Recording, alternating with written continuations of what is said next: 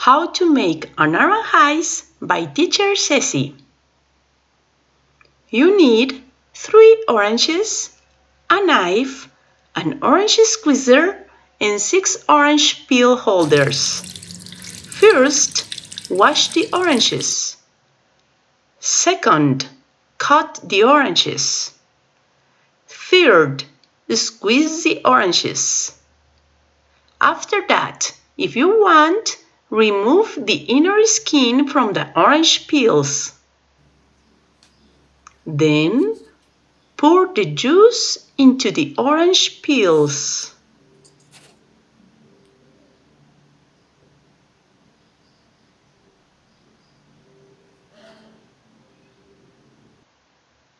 Finally, freeze for 3 hours and enjoy.